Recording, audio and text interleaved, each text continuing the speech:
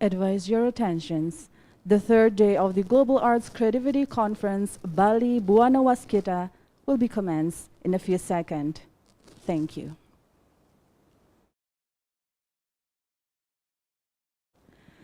The Honorable Director of Indonesian Institute of the Arts, Denpasar, Professor Dr. Iwayan Adnyana, SSN, MSN, distinguished all the invited speakers, Dr. Tiani Lee, Ananda Sukarlan, Professor Dr. Matthew Isaac Cohen, Dr. Andes Ikutut Muka, MSE, all the paper presenters, the invitees by virtual, ladies and gentlemen. Good morning and welcome to the third day of the Global Arts Creativity Conference, Bali-Bhuwana Waskita, for today on the Thursday, September 30th, 2021, which is held virtually and live from Film and Television Studio of ISI Denpasar. Ladies and gentlemen, for the first agenda, National Anthem, Indonesia Raya. All rise.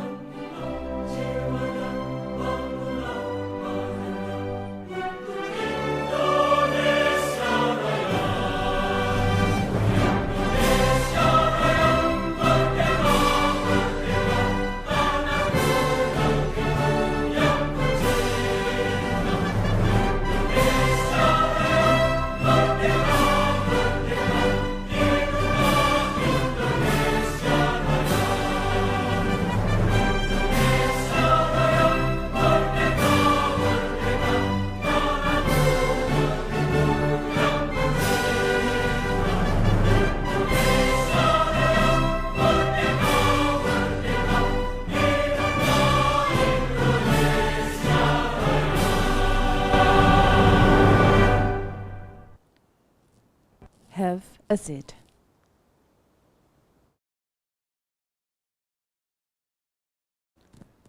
Distinguished guests, ladies and gentlemen, we would like to present the video summary of Bali Padma-Bhuwana.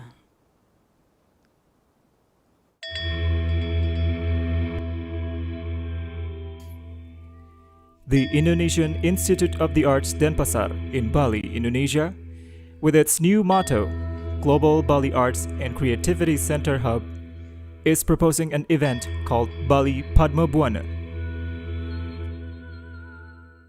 The purpose of this event is to spur creativity around the general theme of the pandemic impact on the world, both on the global world in its various components and on Indonesia, with particular attention given to Bali.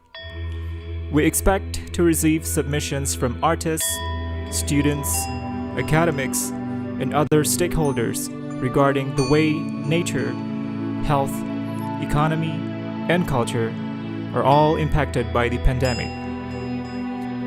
With the above in mind, and considering that the notion of cosmological dynamism called Padma-Bhuwana symbolized by a whirling lotus, is part of Balinese cultural heritage. The event aims at turning Bali into an actor of the international discourse about the relations between humans and their environment. The event will engage Indonesia and Bali in the global debate about COVID-19 pandemics and its consequences.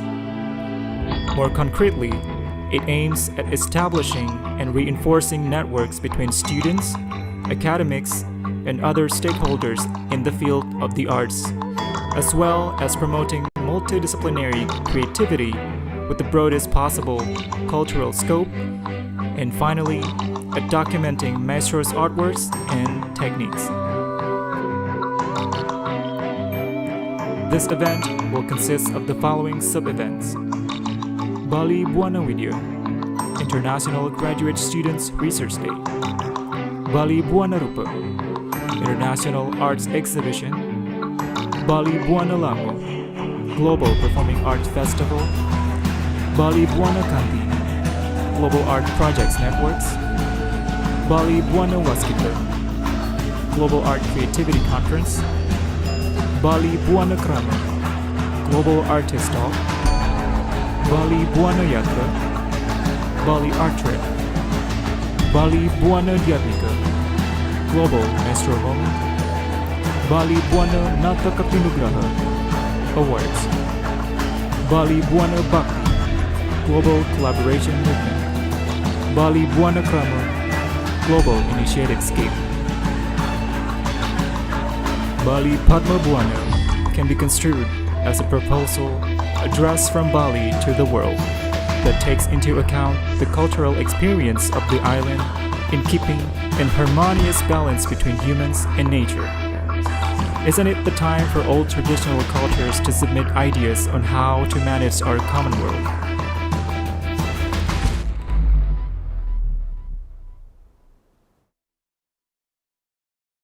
Opening remarks by Director of Indonesian Institute of the Arts. Please welcome Professor Dr. Iwayan Adnyana, SSN, MSN. Om Swastiastu. Assalamualaikum warahmatullahi wabarakatuh. Salam sejahtera untuk kita semua. Salam, Namo Buddhaya, Rahayu. Your Excellency, the reputable invite speakers of Bali-Bhuwana Waskita Global Arts Creativity Conference, especially for the third day of the conference. Excellencies, distinguished participants, ladies and gentlemen. First of all, let us praise the presence of God, Asung Kertawarenugraha Yang Widiwasa, who is blessing us with health, creative opportunities, and happiness. The Indonesian Institute of the Arts Denpasar in Bali, Indonesia, with its new motto, Global Bali Arts and Creativity Center Hub, or GBE, is proposing an event called Bali Padma Bhuwana, Bali as the lotus of the world.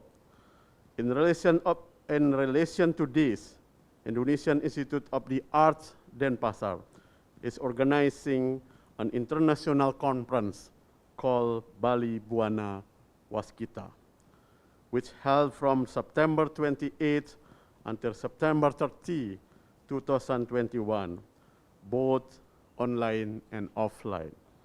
Today, we are entering the third and final forum of the 3 days conference. Theme of the conference is Prospective Environment and New Paradigms. This event aims at establishing fora where new, creative, and challenging ideas in the field of arts and culture shall be exchanged and debated, with an emphasis on cross-culture and interdisciplinary approaches. With all due respect, we invite global scholars, well-known artists, influenced researchers, reputed figures, and professionals to expose their ideas, experiences, and achievements. This day, we all facing the same fear and the same unexpected challenge: how to deal with COVID-19, a global pandemic worse than Gering Agung in Bali. How to adapt, innovate, and strengthen bond between human and nature, art, science, and technology. This is the challenge we are faced with that this event attempt to answer. As a part of the ongoing global debate about the pandemic and its consequences. More to the point, besides creating art, it aims at reinventing values for the post-pandemic world.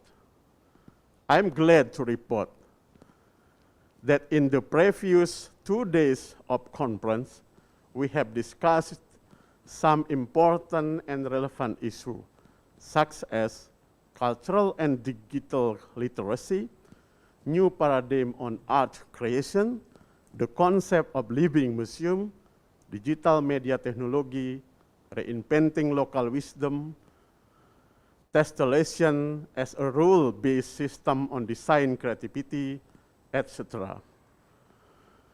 I am convinced that this final day of the conference will be as much impressive as the day before. Today, as we are gathered here around knowledge, experience, and academic sharing, I express my sincere gratitude to all invited speakers. Dr. Tinili, Director of Tinili Gallery, Sydney, Australia. Ananda Sukarlan, classical composer and pianist, popular artist, Jakarta, Indonesia. Professor Dr. Matthew Isaac Cohen, professor in the University of Connecticut, US. Dr. Iketut Muko, Associate Professor in Indonesian Institute of the Art, Denpasar. The reviewers and all presenters.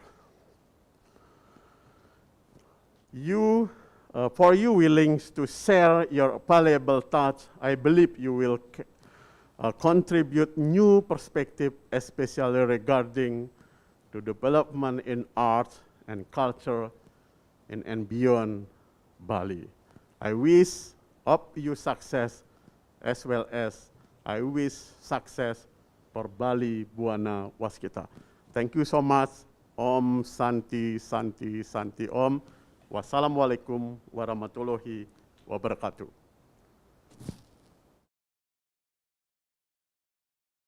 Thank you very much, Bapak Rektor. Ladies and gentlemen, coming up next, the panel of invited speakers, which will be guided by our moderator for the first sessions of this third day of the conference, Ibu Nikade Dwiyani, SSM Home.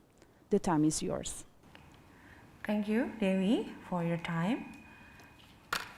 Om Swastiastu. Assalamualaikum warahmatullahi wabarakatuh. Shalom, Namo Buddhaya. Salam sejahtera untuk kita semua.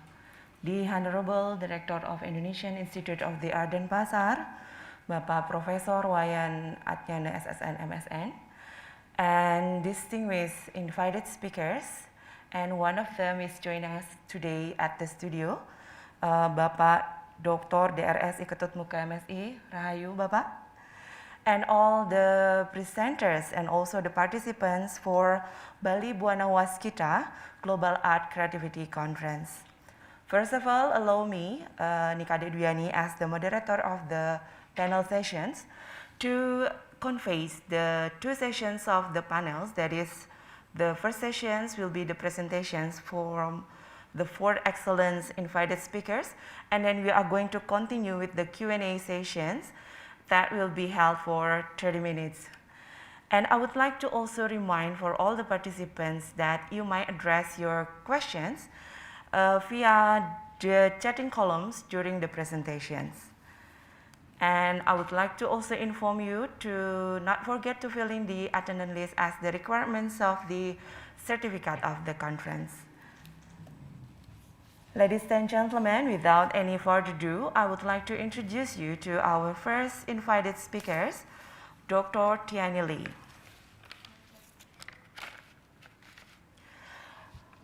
Dr. Tiani Lee is the founding director of the Art Gallery in Sydney, Australia.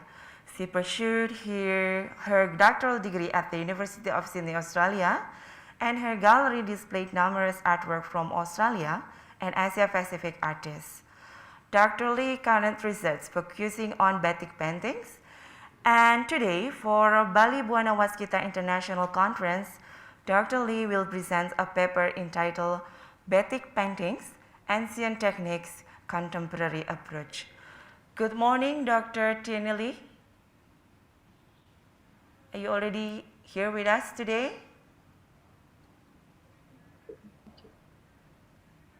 Once again, I would like to invite Dr. Lee.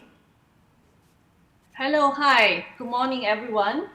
Thank you very much for inviting me for this for this conference. I'm very happy to share what I have, the paper that I have just recently written to everyone. Just before I start, is everyone seeing me clearly?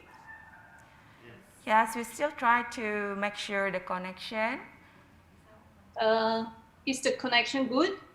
Yeah, I heard your voice very clearly, but we have to check your connections for the camera. Would you please kindly to activate your camera? Okay. In a minute. Yes. Okay. Okay, thank you, Dr. My Lee. camera, you need to see my camera, right? Yeah.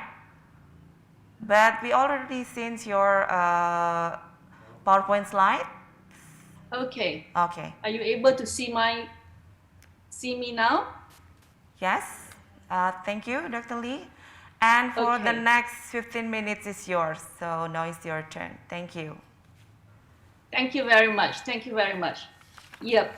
So for this, for this paper that I'm going to share with all of you is about batik painting, and I will come.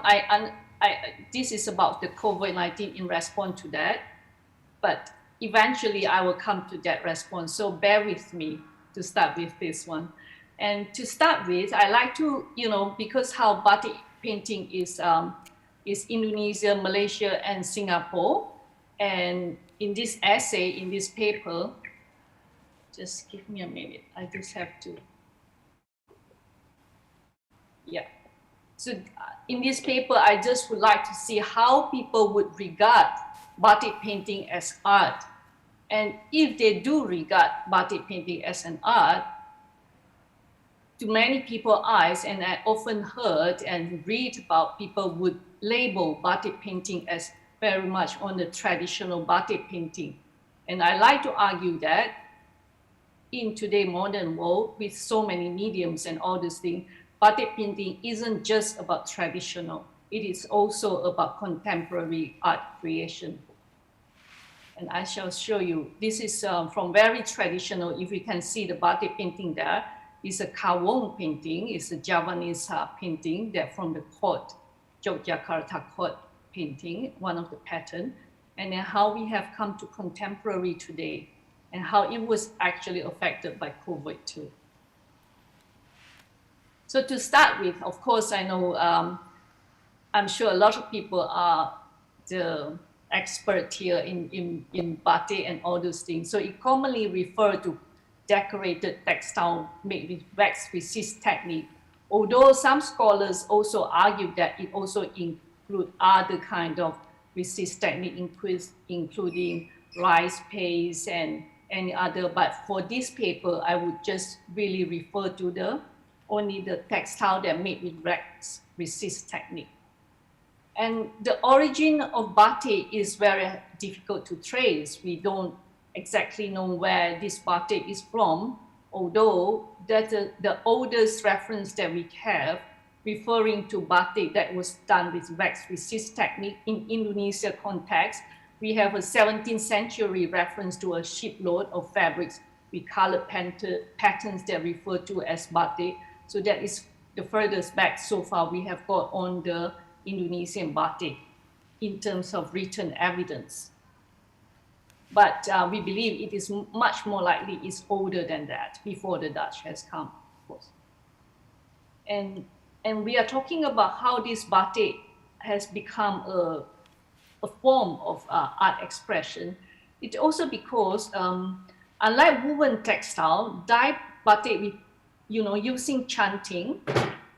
This is a chanting, I'm sure you know, that they can provide limitless of design possibilities.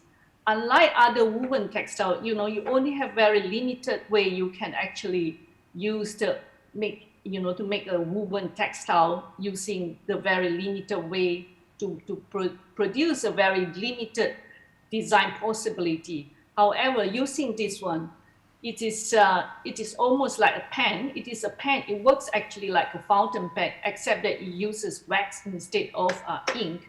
So therefore, we have an array of patterns that have been developed with a very batik design of great beauty. We can see from Java and even in Bali and in Sumatra and all those, but they were very much referred to as textile at that time. And then because of all this artistic freedom of using this one, you can use it to draw a lot of things. So artists started to explore this technique, using to use it as a medium of contemporary art.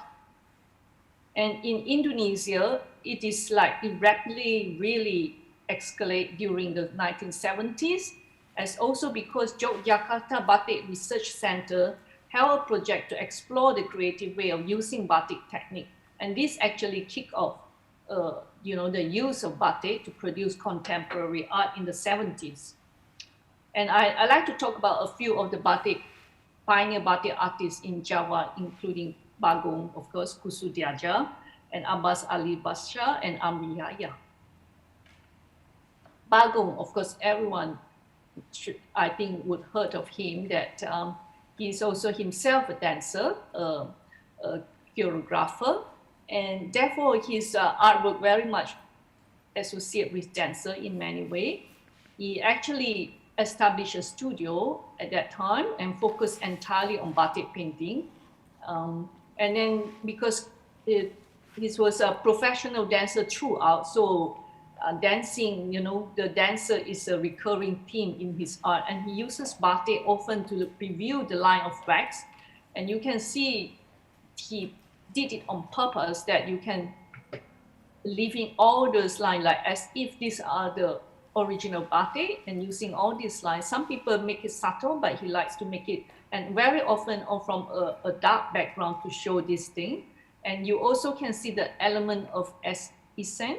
Essence here you can refer to the very background painting that actually is a batik design used in court in Central Court of Java.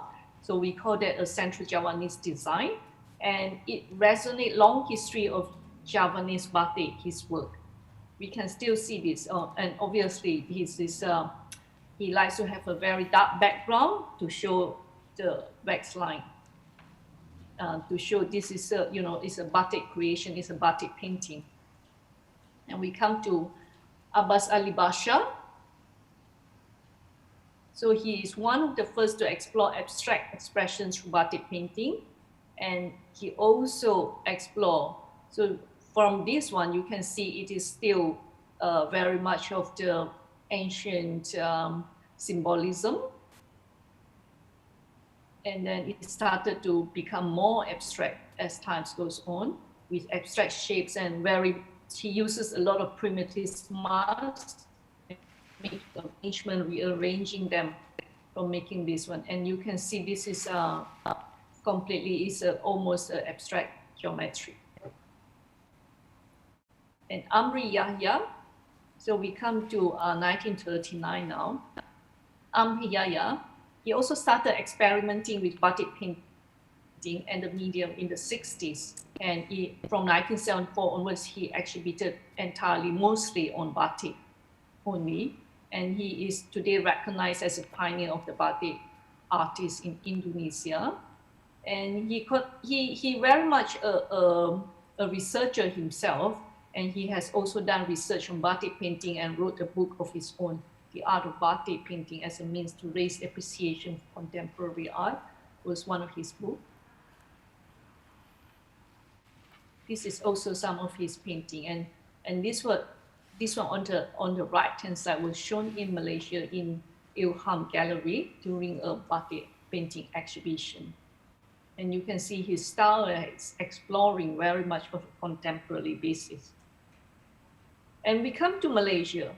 We would assume that because Malaysia has do not have a long tradition of batik making as in Java, as in Indonesia, but it was in Malaysia that this batik painting was first started. So it was actually, we have a very pioneer artist whose name is Chua Tian Ting, and he was awarded the title Dato. And then he made the first historical batik painting exhibition that first took place in Penang, then Singapore, then Kuala Lumpur.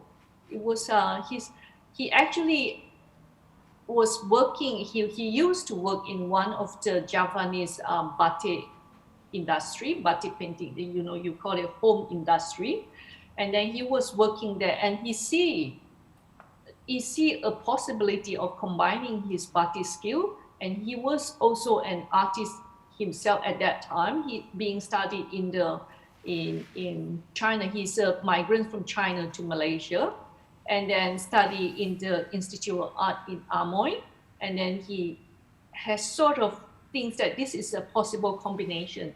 Although it wasn't easy, he took him a few years until becomes successful in making art using batik technique. So he was in the 1950s, and three of his sons also continue his legacy, and they were engineer, and they gave up being engineer and doing his work, and it go down to the third generations now of his grandson is also doing batik painting. So apart from the Chua family, we also see other batik artists that coming out in Malaysia. Khalil Ibrahim, Timur Leng, Chong Su Ping. Chong Su Ping is Singapore at that time. Is one of the Nanyang artists in Singapore. Fatima Chik and Ismail Mat Hussein. So we come to see, first I'd like to introduce you Chua Tian Ting batik painting. So his specialty, he likes all the cracking effect at the background, and he emphasizes it and he uses it, and his styles is very much, his theme is always about the village scene, village life, and sort of romanticize how the village is in a romanticism style. So his pioneering work really elevated. He's the first actually elevated batik from craft to art. And yeah, being studied at Amoy Fine Arts Academy in Fujian has helped him to develop this sort of art. Yeah, as I say, he was familiar with Javanese batik technique, having worked in one of the batik workshops in Java, and combined this batik skill with art making. So it was, at that time, it was a very innovative and pushing boundary technique at that time, and it took him several years to actually experimenting and succeeding it. So this is also one of his painting. So Chua passed away in 2008, but his painting has been still in many of the auction house. You can see them actively exchange hand, and all his work village scene, as I said, with a very fine cracking effect, which he really likes. And yeah, it is said that in this sort of style, that I think he has yet to be surpassed by many of his, successor later on. But what his successor do very much, a lot of them was very much inspired by him, and they were very much into doing village scene like him, many of them has done lots of very much still into romanticism era on him. Khalil Ibrahim is one of the not so, he's coming out from the romanticism, other than Chua Tian Ting. And then, yeah, he explore, having studied in England, he explore many of his style is more on figurative art, actually. So he explored figurative art in batik painting that time. And then we also have another one, Fatima Chi. Fatima Chi still live in Kuala Lumpur now. And then her style is of geometric abstraction. So she also coming out from Chua Tian Ting romanticism style in batik painting and explore a style of her own. And then, yeah, if you are, geometric, it is like geometric abstraction. Of course, we are putting this in a westernized context, but Fatima Chik is a Muslim, and most likely she's very much inspired by Islamic geometry art. And it has been a trend also in Malaysia that lots of people are doing geometry art influenced by the Islamic geometry art. And then I can see the influencer also coming from there. And she also explore more of a very much stylized, a few of the stylized flora and fauna as well, yeah, which is very much in line with the Islamic law. So Fatima Chik and Khalil Ibrahim, I would say, is very much coming out from the Romanticism era that Chua Tian Ting has set foot on. And then coming to this, I also like to, this is Ron Gallimum. Ron Gallimum is from Sabah, and from the Sabah is in Borneo in East Malaysia. So he was trained in England, and he was never really trained in batik painting. But I mean, as an artist, you could learn this very, very fast. I mean, cleverly. But what he does differently from all other batik artists that I said before in Indonesia or in Malaysia, he does not actually take away all the wax. So usually after they put the wax on to make the fine line and then to soak the paint, if you are familiar with the batik process, they will soak the textile in a dye bath and then take it out and then left whatever the wax that you will boil off eventually will leave the white line. But for Ron Gallimum, he changes the technique. I mean, he advances the technique. Instead of boiling away the wax line, he actually liked to retain the wax line, and then he ironed them. He ironed them on the cloth, and then and flatten the wax line, and then it becomes part of the painting and becomes a protective layer. And his painting wasn't did in a dye bath. He did not soak this in a dye bath. Instead, he uses acrylic.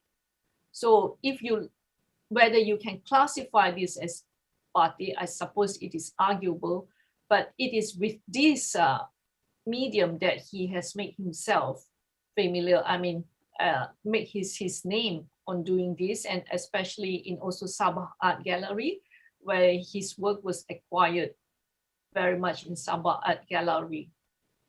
So so a lot of his work was of the theme of the forest, and how Sabah, we have lots of Borneo rainforest and the ocean as well. So this is one of his work, and you can still see all his fine line. His wax are being left there and making mark over there. So this is his how he advances the technique into another level. And this is also one of his market scene, which he like to portray a lot of the paintings that are subject in a Sabahan era, Sabahan theme, like the market, the night market, the rainforest, and the ocean. And now we like to come to Yogyakarta artist Dias Prabu.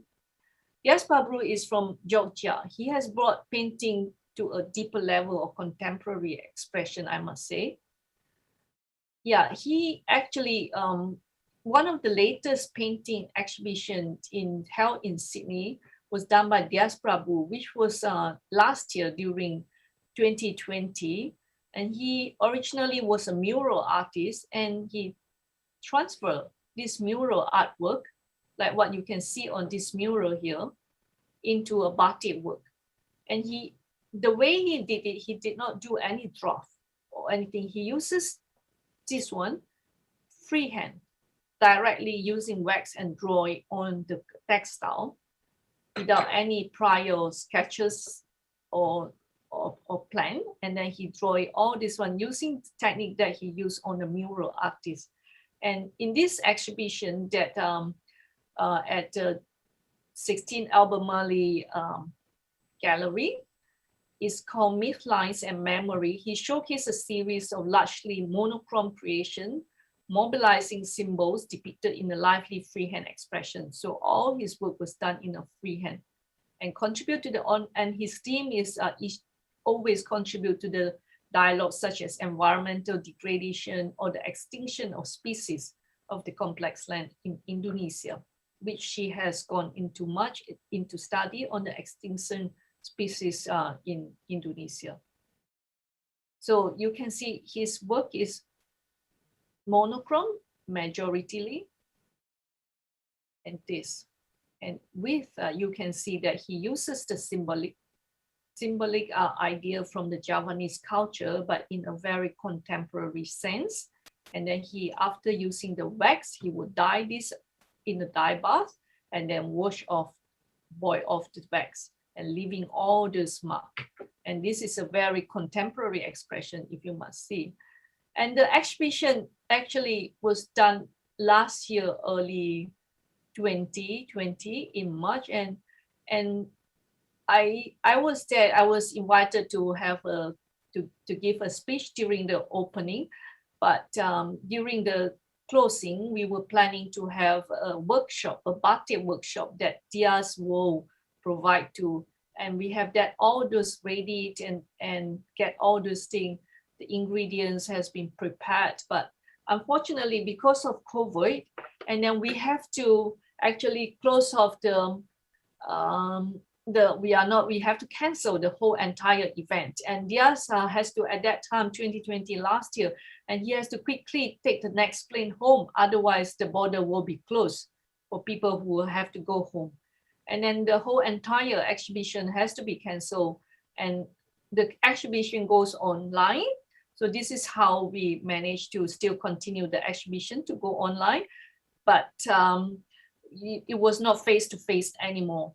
And then because of the COVID, and after that, he actually made one painting. This is in response to the COVID-19 when it hit us, and it hit his exhibition at that time. And everyone, there were quite a few artists also do some of this, a series of painting that in batik that actually show their response towards COVID-19. And then let's note this, happily that we are coming, hopefully we will be coming out of the COVID, and the gallery, other than online, we can start to do in-person exhibition. And Diaz will be coming again later next year to continue the workshop that we have been canceled. And then we will continue also with a opening and a closing speech for that one that we will continue, which we canceled last year, but will be restored. Like how everyone has survived COVID. So it's gallery and artists and this one. Then we actually change all our way of exhibition to online and through click and collect that we managed to continue doing our exhibition, and will survive to next year and stronger, I hope. And thank you very much. And then this is what before I go, I'd just like to tell you, oil painting is as old, even older, much older, and originating in medieval Europe. And then this is how Leonardo da Vinci painted his Mona Lisa in oil, of course. And then oil painting could actually progress to very modern abstract painting. And I think everyone would agree that nobody has any trouble to recognize oil painting as just a contemporary art work, just like acrylic and any other medium or sculptures, and oil painting progress through time.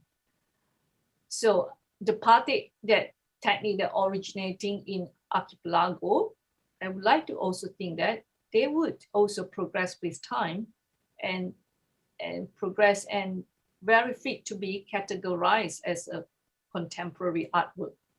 So as I show you the progress of the batik painting from the 1950s, 70s, 60s, 70s to now, they demonstrate in their work that batik being an ancient technique, it is actually parallel to the ancient oil paint originating in medieval Europe and is fit for contemporary creation as much as oil paint is. Today we have conceptual art, we have sculptures, we have all sort of medium, but oil paint survive. So is batik artists. So is batik painting. They should also be classified because very often, and people label them as traditional artwork, which is not the only case. So it does not confine itself to a certain traditional practice per se batik.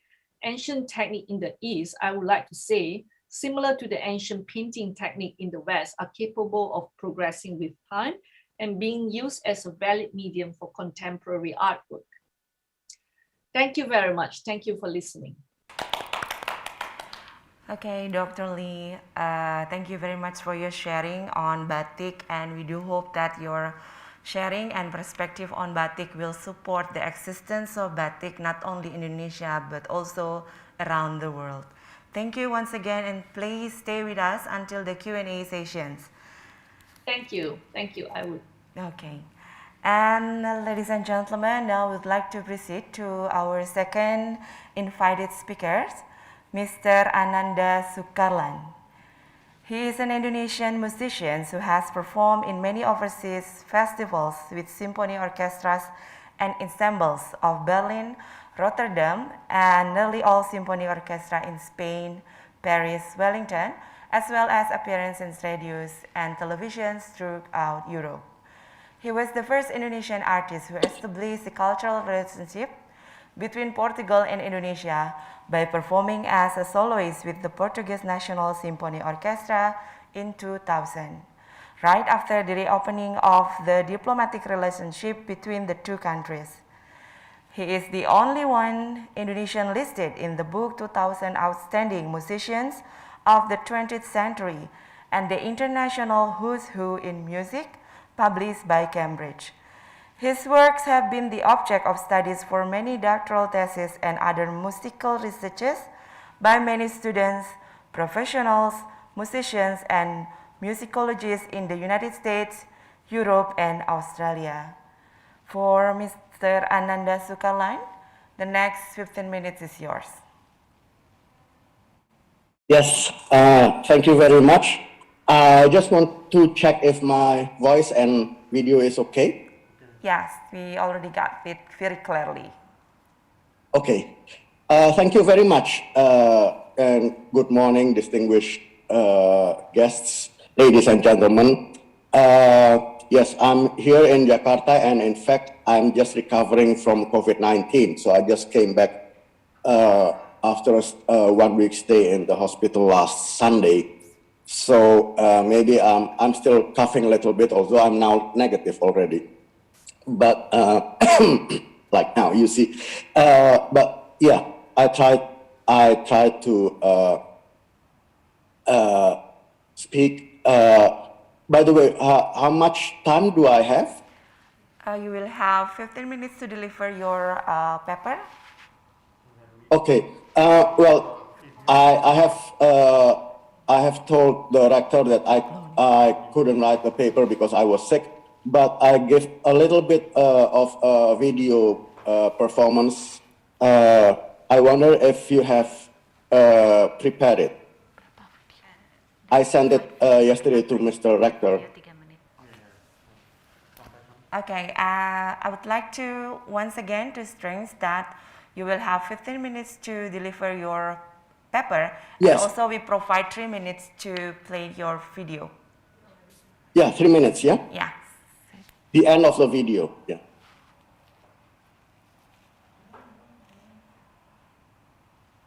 You don't have it. Anyway, well, then I would like to talk about the Indonesian classical music and its I'm sorry, function, Mr. especially. Ananda. You have it? Do you want to play the video now or at the end of the It can be paper? now. It can be Okay. now. Yes, our committee will help you with that. Please wait. Yes, I sent the link already yesterday. Yes, we are going to share it with you.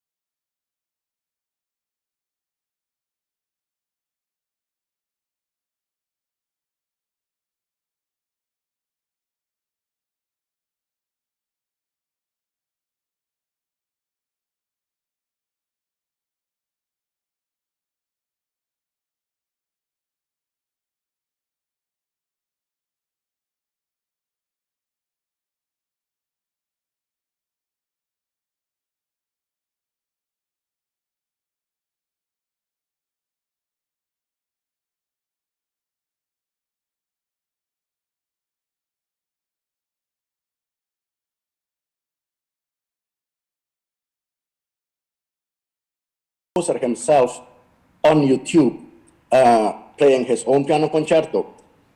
And so that raised the question, why should we play all those Western classical music? Because clearly we cannot compete with them, especially because we don't have the tradition and we don't have the knowledge, and it's not in our blood.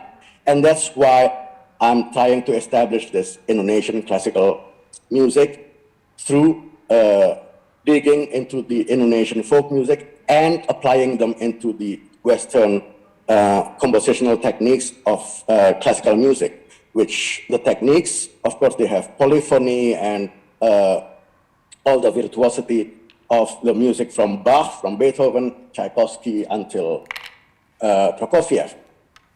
So this becomes very important for the younger generations of Indonesian classical musicians, Indonesian pianists, not only pianists, but any musicians, including orchestra, because I also write music for orchestra.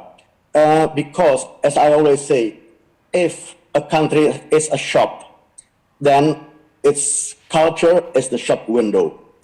So that's how people view our country, through the shop window, and then through that, people enter our country, enter to the shop, as I always say.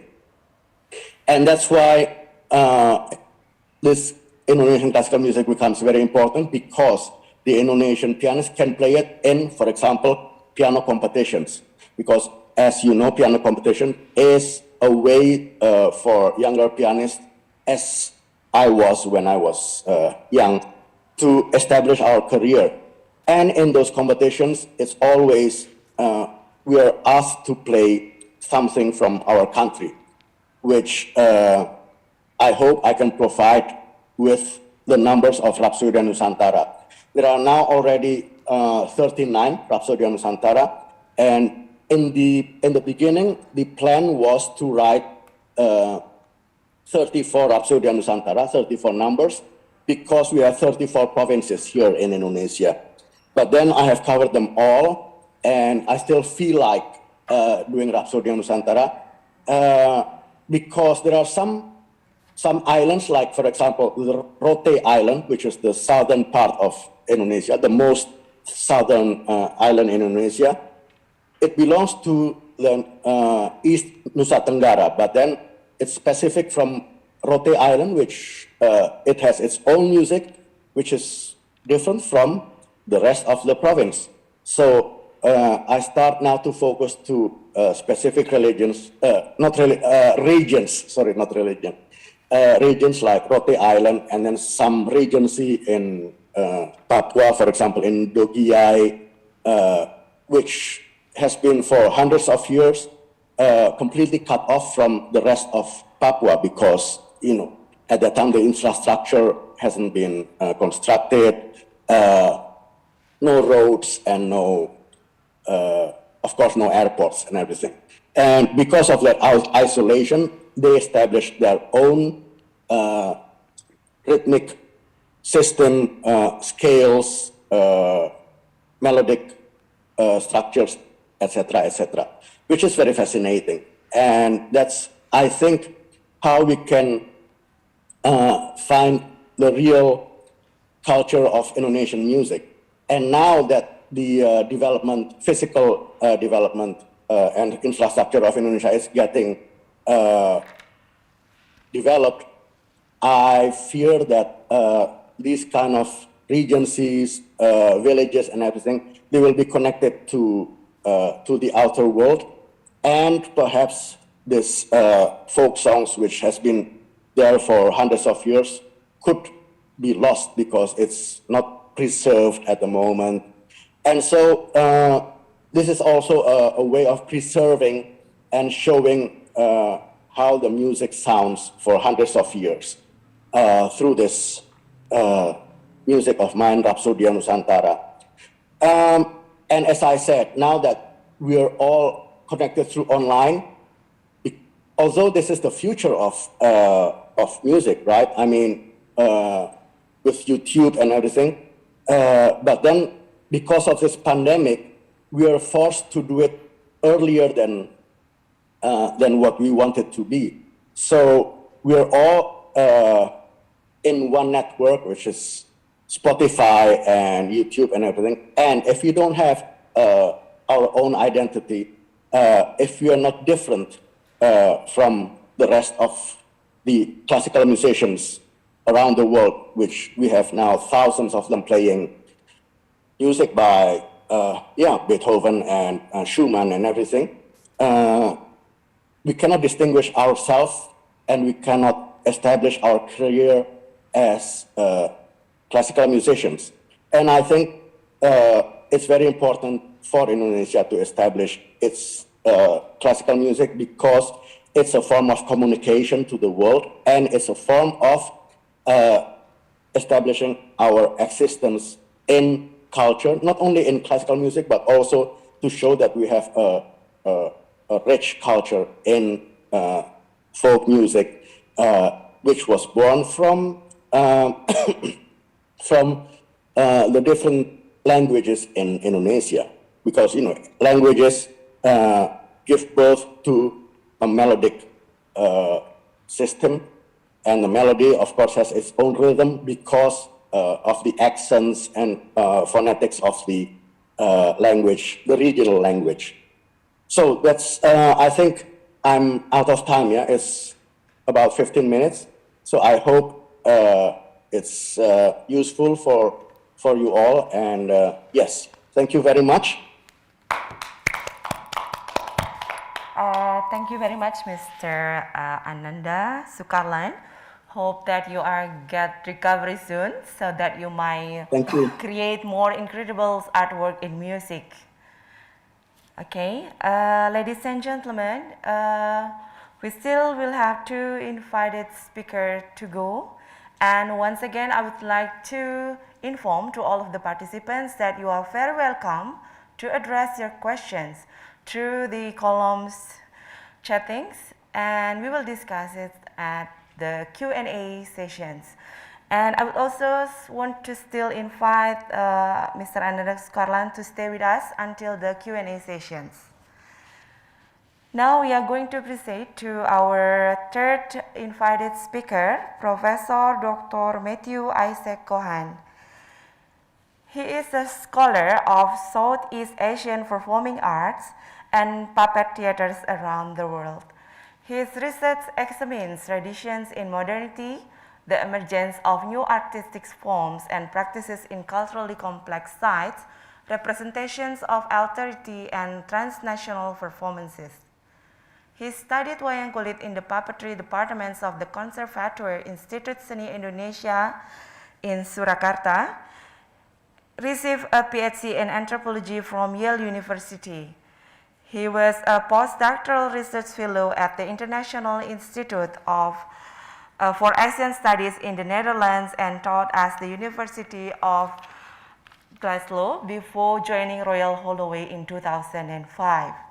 He has been a visiting scholar at Sanata Dharma University in Indonesia, a fellow in residence at the Netherlands Institute for Advanced Study in the Humanities and Social Science. And he is also a visiting research professor at the University of Connecticut in the United States of America. For Bali-Bhuwana Waskita International Conference, Dr. Cohen will present a paper entitled Wayang Ritual Drama, Continuance of Cratopenic Traditions. For Professor Cohen, time is yours. Thank you so much for this kind introduction. I should mention that I'm no longer a visiting professor at the University of Connecticut, but a full-time permanent professor at the University of Connecticut. And I'm really glad to be able to share something of research which I conducted in collaboration with colleagues at EC Yogyakarta, has resulted in a number of publications. So this is research which is still relatively new. Let me see if I can share a screen here.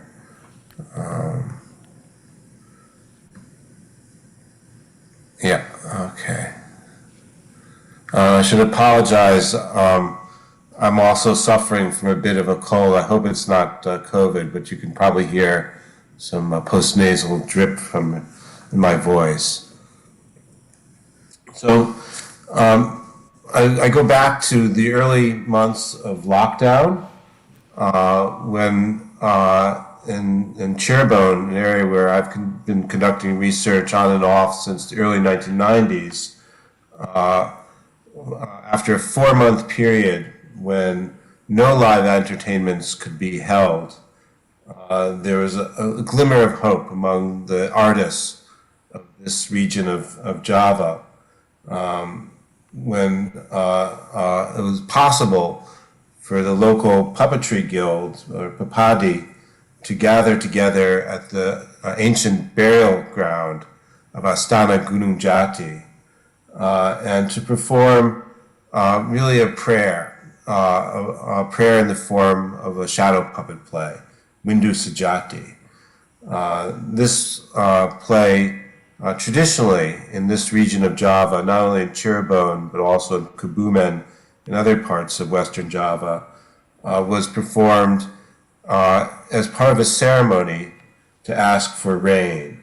And it concerns an upstart Ksatria named Windu Sujati, who vies for the title of Lanang Ninjaga, Man of the World, God-given title. Arjuna is defeated, retreats in shame, and transforms into a reservoir that sucks up all the waters of the world. And eventually, he has to be coaxed back into circulation, defeats Windu Sujati, and regains his title. Now, this performance in the sacred space of Gunung Jati, the burial ground of kings, was not for rain in the literal sense, but was intended to be a plea to end a drought of performances. A potent act made even more potent by this location and this ancestral site, which has been a site of performance for hundreds of years, to be covered not only in the local press, but also recorded by spectators on their smartphones and reaching me via the media.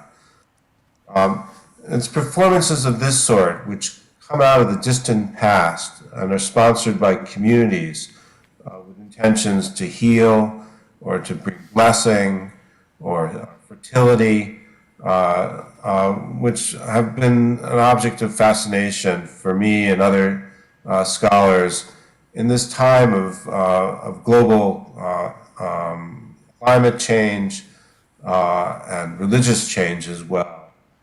And together with colleagues, as I mentioned, at ISI Yogyakarta, and also colleagues in the United Kingdom, we were able to put together a series of publications, prominently this one here, which is available as a free download to anyone who's interested, and contains background information, not only in these Wayang traditions, but also innovative performances which have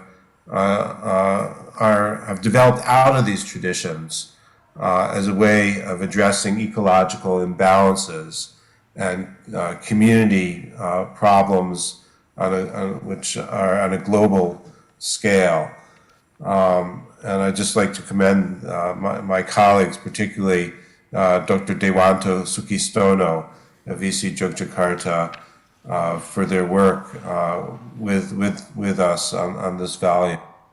And I'd like to talk about the research which went on in Cirebon as one instance of a way in which these old ritual dramas have been remediated to speak to current concerns.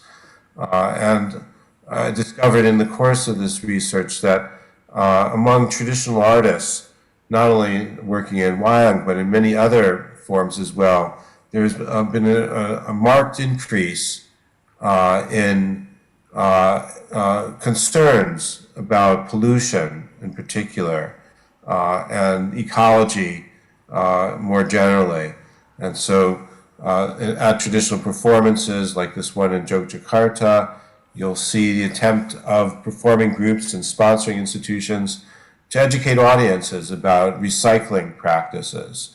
We're visiting the home of my old friend Wangi Indria, who's a topeng dancer.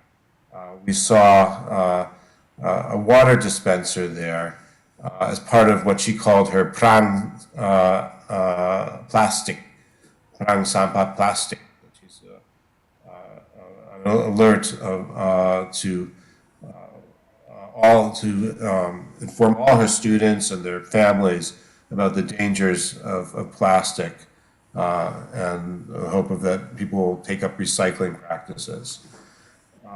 So the work looks at the cultural area of Cirebon, not only at the city of Cirebon and the Kabupaten, but also at Indramayu and other Kabupaten in West Java, which constitute the daerah kebudayaan, or cultural area of Cirebon.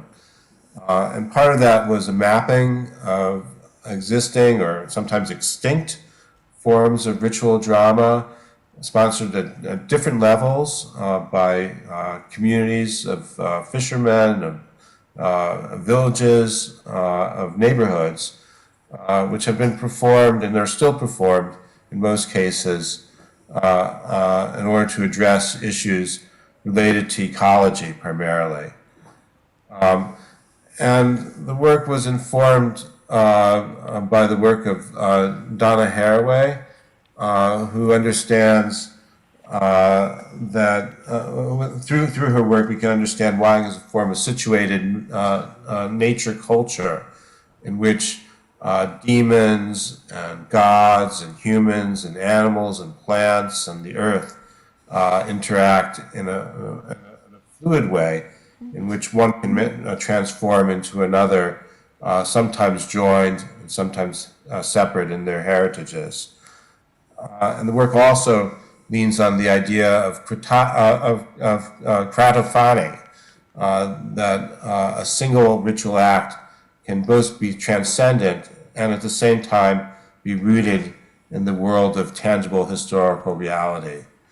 Now, I've been studying these ritual dramas since the time when I was doing my PhD research in Cirebon in the 1990s, and they had fascinated me by their capacity to speak to the unseen, or what in Bali is talked about as niskala forces, summoning these spirits to the site of performance, addressing them and redressing the balance between the invisible and the visible world. And at the same time, not being divorced from the realities of the present. So in one performance of this ritual drama, Barikan, for example, the puppeteer was speaking about AIDS as an example of a disturbance in the universe which could be addressed through a wayang performance.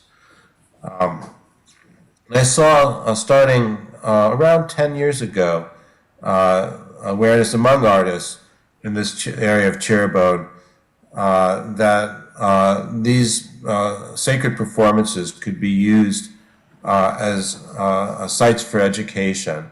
So Wangi Indria, again, who I've mentioned earlier, applied for a grant from HIFOS and Kulola to bring her students to these ritual dramas and educate them about the traditions of the area, and at the same time educate audiences about topeng as an art form which people might want to hire in the future. But this really, I saw, has kicked into overdrive in 2019 when I was doing this research with my colleagues at ICSI Jakarta, and I saw communities taking on new senses of responsibility, writing scripts for puppeteers to perform, refiguring the rhetoric around very old ritual dramas, And so in this area of Cirebon, Mertasinga, I saw the spiritual leader of this town and the elders around him thinking about the series of ritual dramas which are initiated by a performance at the sacred site of Laon Gudey as a site for silak turahmi and maintaining inter-community balance. And this really comes out of a period when there was a lot of tension in Cirebon between communities, perang antara desa in effect.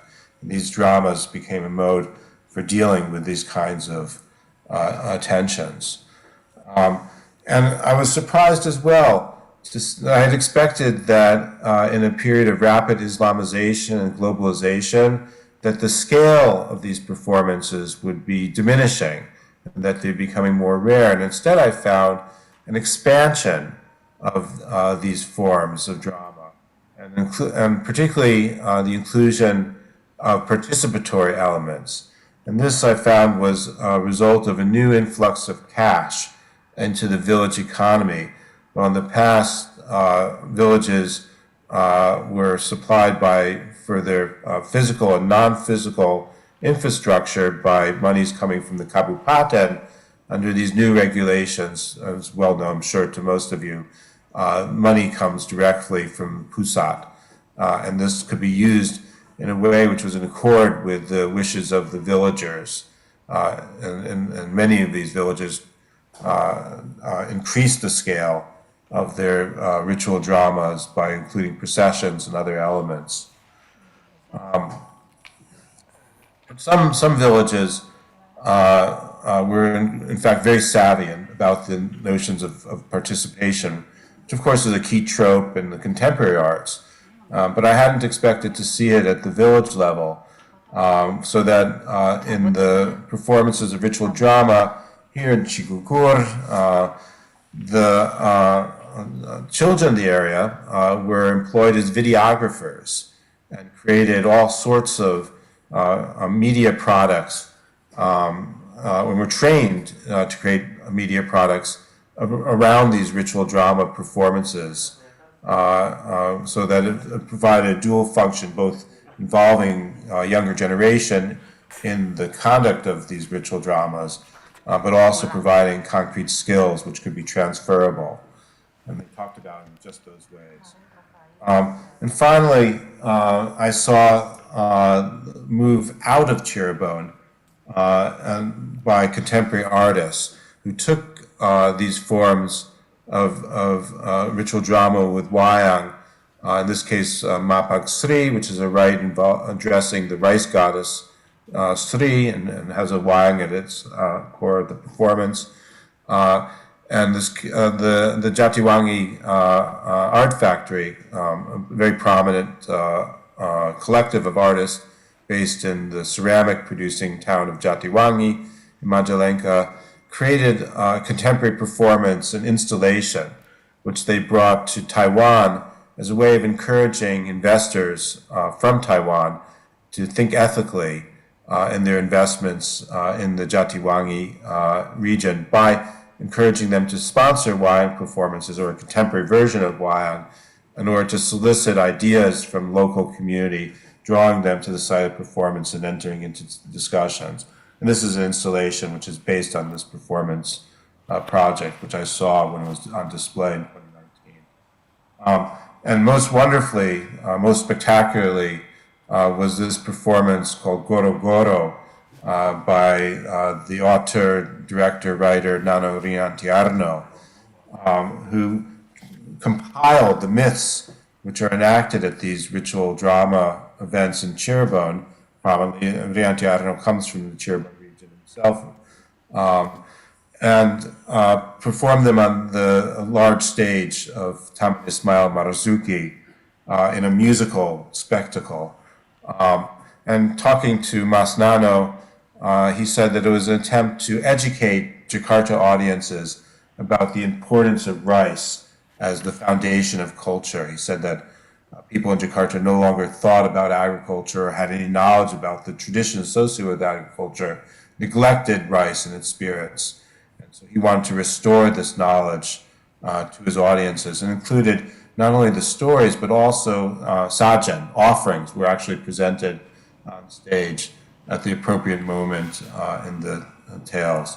And he also compiled not only the stories, but also the ritual dances and rice barns and other kinds of physical features which are important to these ritual dramas as well. So thank you very much for your attention. I'd be very happy to answer emails if people want to follow up on any of these discussions. And again, here's the website of the book, which is available as a free download. I look forward to conversation later.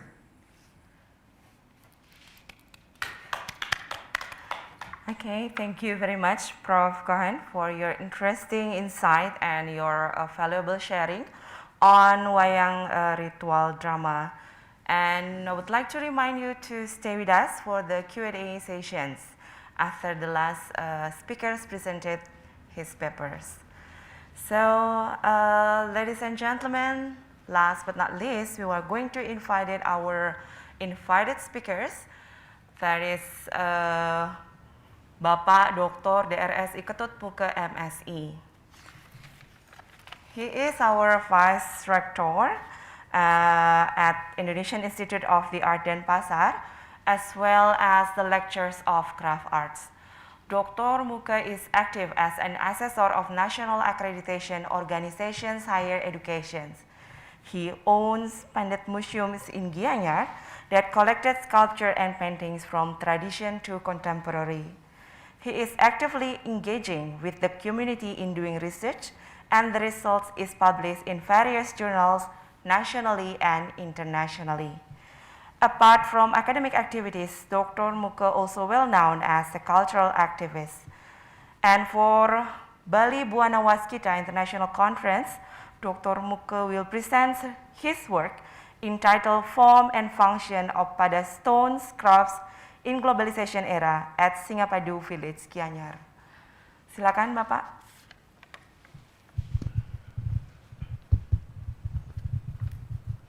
Om Swastiastu. Thank you for the time, Mrs. Ibu Dwi Yani. Also the Honorable Rector Institute of the Art Indonesia Denpasar. Thank you for the time also, ladies and gentlemen. Thank you to Ed and everyone of you for being here today. In today, I would like to presentation form and function of stonecraft in the area globalization.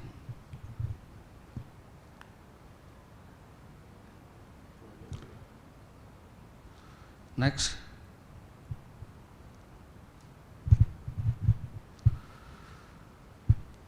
Sitting from 80,000 until 5,000 years ago, cultural artifact become milestone in the development of the Pada stone craft. So the discourse of craft shaped for the research Kuparobias 1956, also Sudarso SP 1992 was created for religion interest.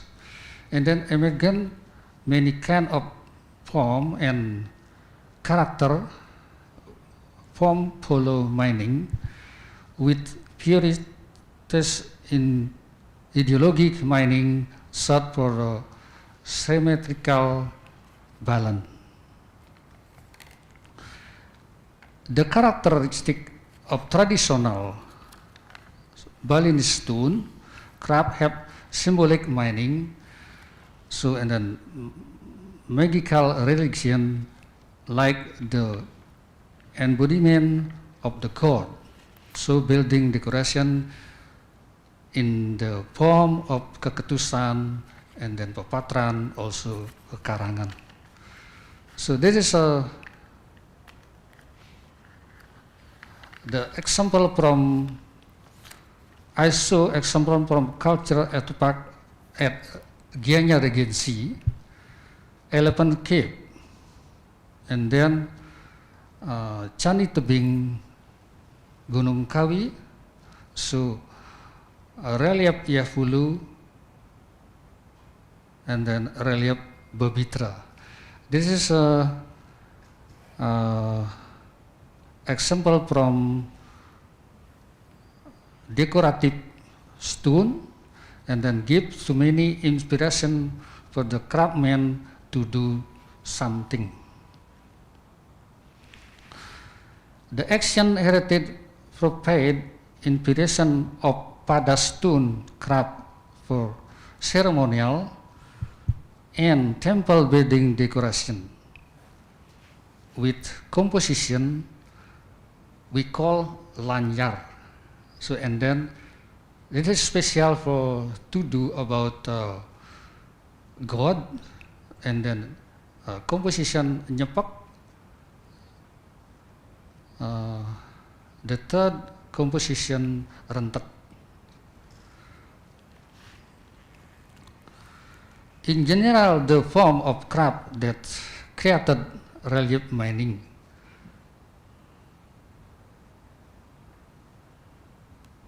Next, the symbol of personality and creator object visualized life of splendor, and then support the building structure placed in balancing of the symmetrical composition.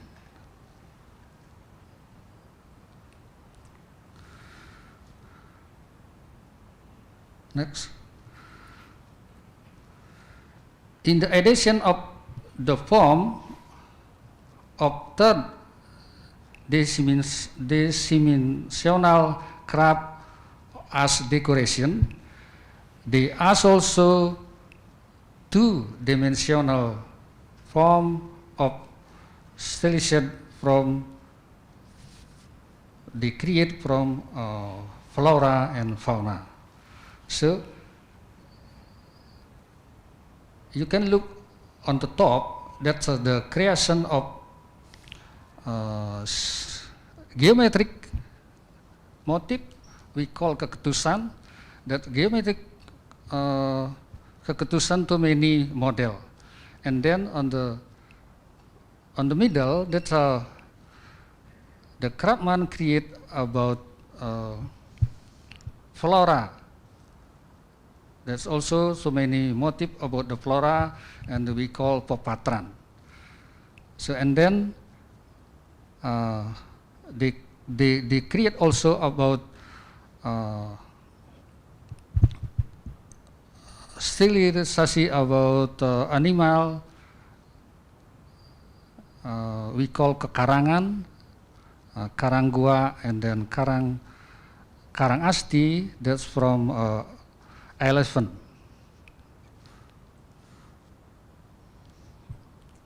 Next. So, and then globalization movement in social, politics, and culture taught the art and culture society. Globalization shift to many kind of form in the local culture, product mix culture, which give space in new innovation. Step by step, in the slowly it change the mid-side of craftsman to keep conducting the innovation and creating keep. The global era has had significant in fact. So the era global change the form of the craft beside on the function. Also the change you choose new function or the function shift which has not been known before.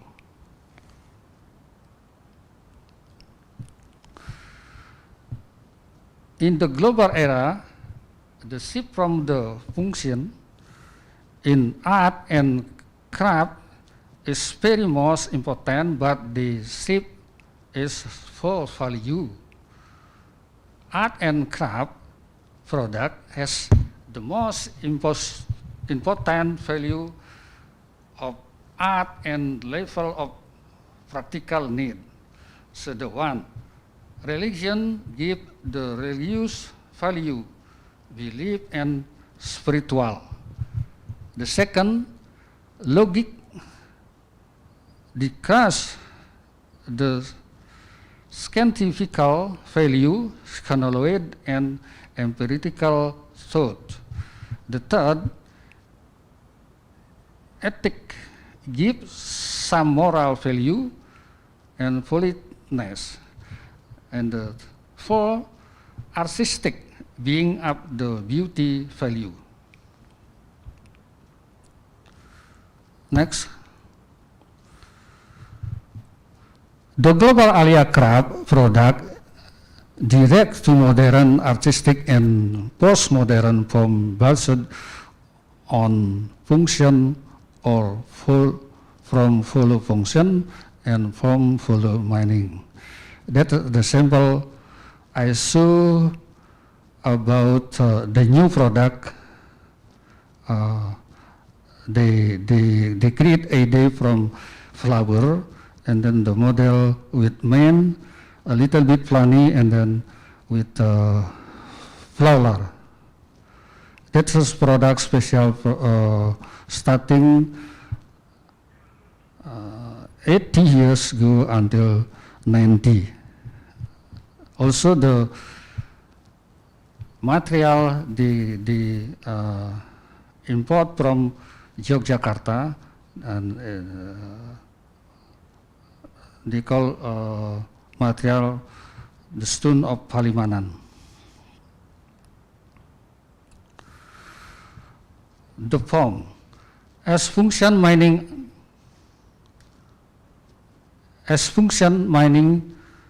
or not full creation, with full or created, the validity is emitted as the object of inspiration in marking flora and fauna decoration. That's the new idea also.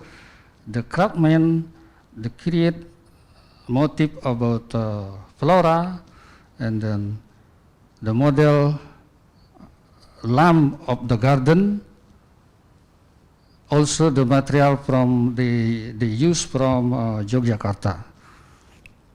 Motif we call hiasan dinding, the wall of the decoration flora and fauna.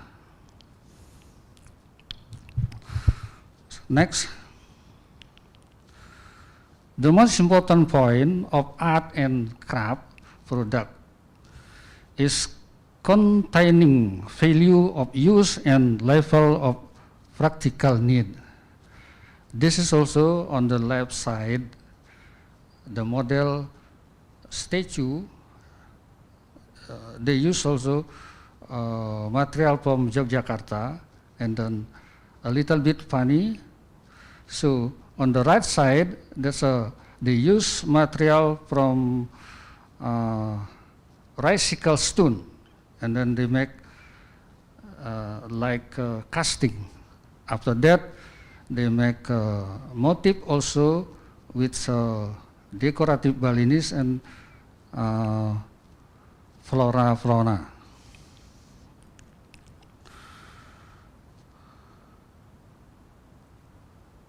Next. So the globalization effect, the change of artistic value of pada stone craft for the traditional and postmodern artistic products, the craft from with imitated style, practice,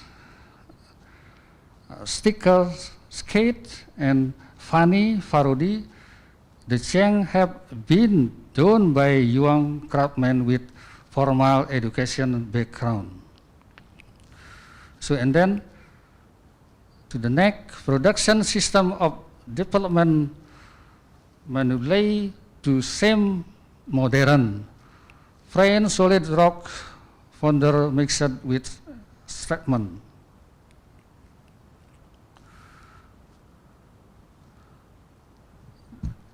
That's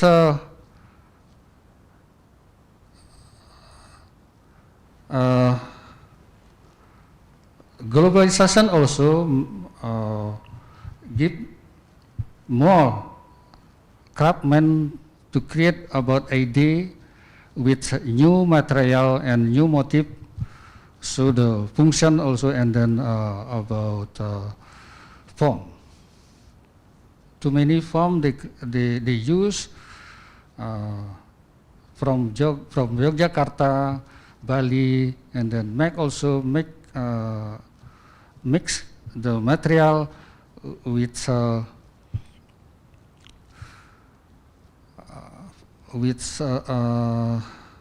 modern technique still recycle material from Bali or Yogyakarta.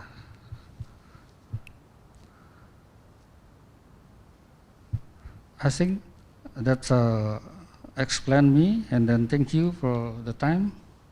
Thank you. Thank you, Dr. Muka, for your brief explanations on the developments of pada stones in Singapadu village. And I do agree with you that there was a great challenge for artists, or especially for Balinese artists, to maintain the existence of pada stones nowadays. And ladies and gentlemen, thank you for still with us until up the sessions of Q&A. And I will make sure for the rest of the invited speakers, for Dr. Tiana Lee, Prof. Cohen, and Mr. Ananda Sukarlan. Are you still with us?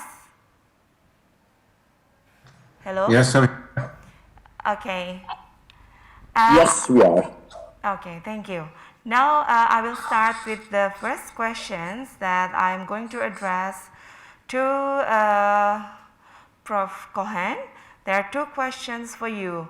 The first one is, since the pandemic happens, the shadow puppet performances cannot be performed lively, instead virtually.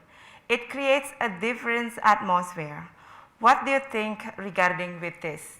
That is the first question. Is it clear enough for you, Prof. Cohen? Yes, it is very clear, and it's a big dilemma. Yeah.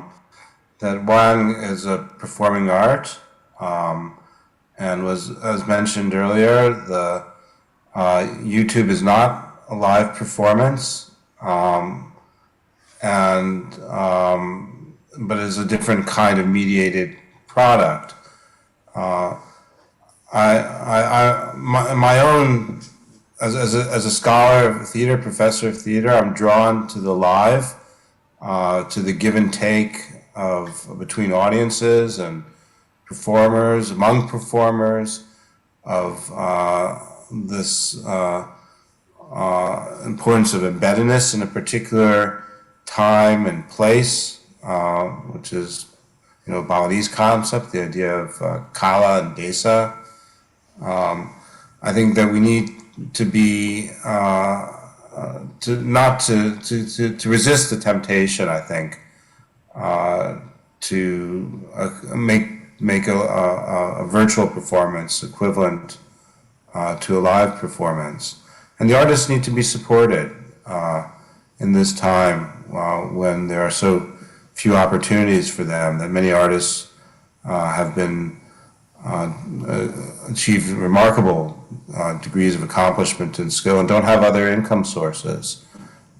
So to maintain these arts, the artists have to be thought about, and perhaps trained to develop new lines of work, whether that's in education or facilitation of other kind of cultural work. It's a, you know, I haven't been in Indonesia since the start of the pandemic, so I can only judge what I know from my friends through communicating with them through WhatsApp and other means. But it's many of them are in desperate straits, and some have died of COVID.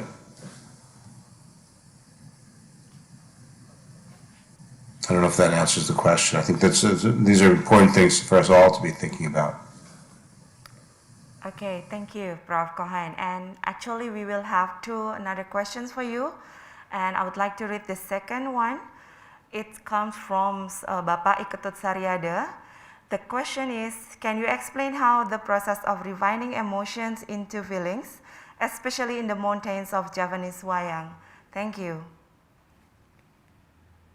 Well, that's a wonderful question.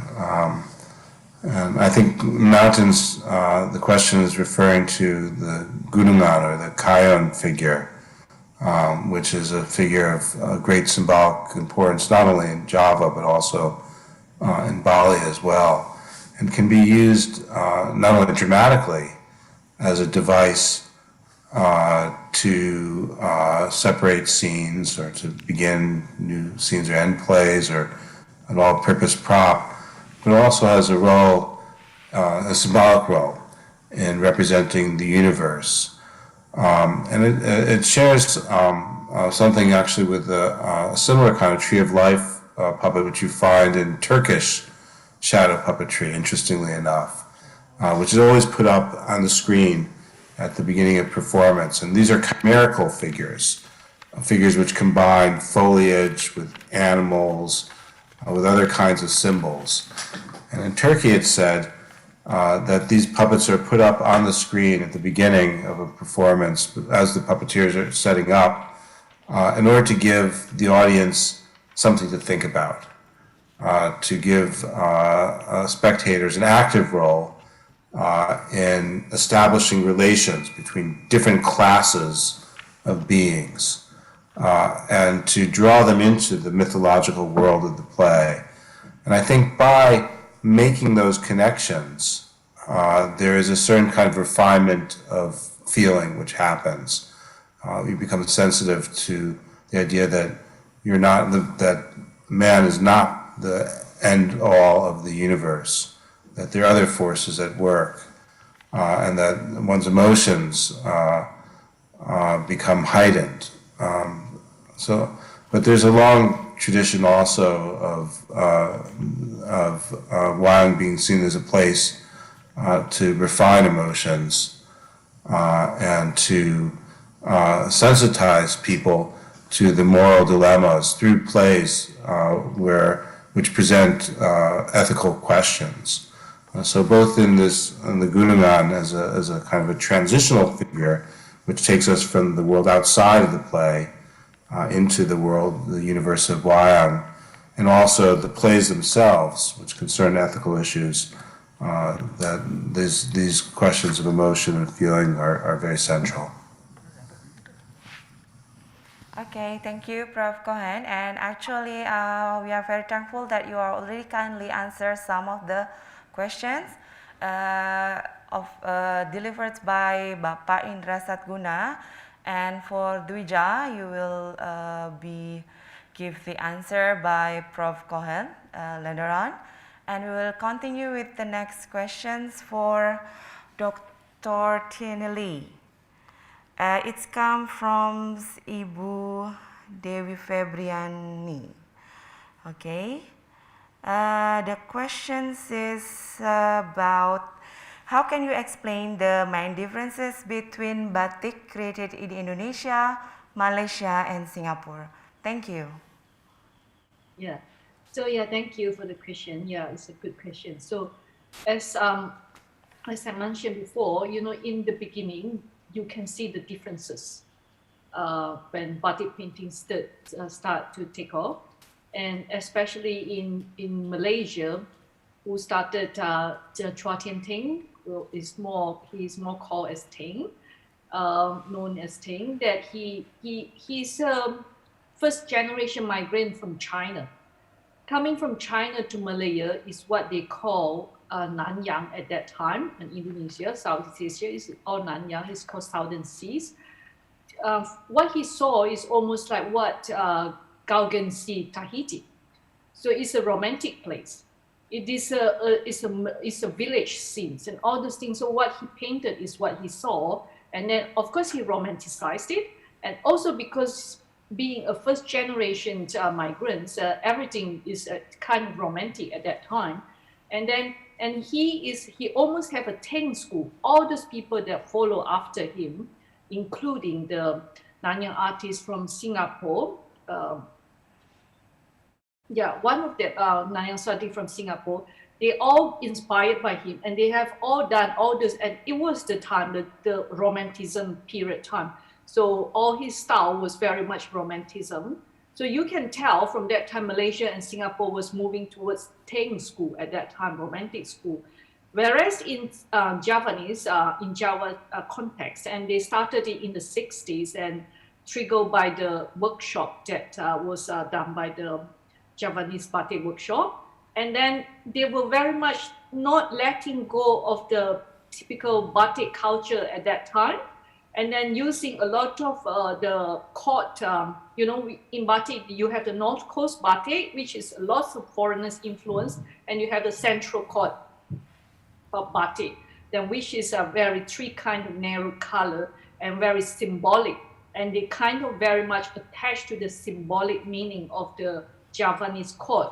At that time, they were not letting go of that values and the color and the deep-rooted tradition of Javanese batik. So you can see the difference between the Malaysian and the Javanese at that time. But as time moved forward, and they are just using this one as a tools to create art, the chanting to create art, the wax, the simplicity, and the flexibility of the wax that can provide, and the special effect, the cracking effect that they provide. And they all move very contemporary. As all contemporary art, everyone has very individual style. So you can never really narrow down like what style is a Malaysian style of batik painting or Javanese style of batik painting. So this is as in contemporary art. Today, modern day, people are using it, everyone is individual and very individualistic, and the school we have now is a contemporary school. So you can't not really narrow down, as in, not in the ancient kind of Javanese batik, you can narrow down North Coast batik, even down to Cirebon, Indramayu, Kedemuni, and all different time has a different style, and the central, of course, you have the Jogja and Yogyakarta. But today, things are different, especially in the art context, in the contemporary art context. So everything is contemporary and individual. So this is what is moving forward, and this is what I like to argue about, that things has changed. Batik, as in oil painting, can move towards contemporary. It's a contemporary art. They are no longer should be labeled as traditional batik painting of Southeast Asia. I hope that answered your question, David. Thank you. Okay, thank you, Dr. Lee. And now we are going to move with the next questions for Mr. Ananda. And it's come from Dwija. And the question is, I love the performance shown in the video before. Reimagining Nusantara music with your own touch, and especially the idea to incorporate dissonance vocals yet. So pleasing to hear at the same time. This can become quite a challenge to get it right. I found some similar idea to one of Chopin Etude, Opus 25, that also incorporates wrong notes in the compositions. I'll make it short then. Is there any specific rules or ways that you follow to create such a unique piece, especially when combining Indonesian traditional music with your arrangement? Thank you. Yes, thank you. I try to answer your question about wrong notes. Well, that's the thing, because we have different scale system. We have, it's not always diatonic. like the Western scale tradition, like, do, re, mi, fa, sol, la, si, do. So it sounds wrong, but in fact, it's not wrong. It's just a system. We have a pentatonic system for the gamelan, and different pentatonic for Java, and different pentatonic for Bali, and even different pentatonic for some other regions. There's also pelok and slendro. So slendro has 5 notes and pelok has 7 notes, but they are different from this do, re, mi, fa, sol, la, si, do in Western system. That's why it sounds wrong if you listen to it from the diatonic way of listening or point of view. So, and about rules, do I establish my, there are rules? Yes, sometimes I establish rules and then I break it myself. Why? Because it's never been done before. So, and that's the challenge. If I just write music like Brahms or, Beethoven, Tchaikovsky, then it's quite easy because it's been done before. I have a model of it. But what I took from the Western classical tradition is only the virtuosity and, of course, the instrument. The instrument is standard. It's piano and, violin and every instrument. So that non-Indonesian musicians can play my music because you acquire the technique, learning it in the conservatory or the music faculty, but the music, so the material is very Indonesian. So it's just the material which is Indonesian, but then the development and everything, sometimes I use the Western technique like polyphony, passacaglia, and fugue and everything else. So yes, rules, I think rules are meant to be broken. So I hope this answers your question that,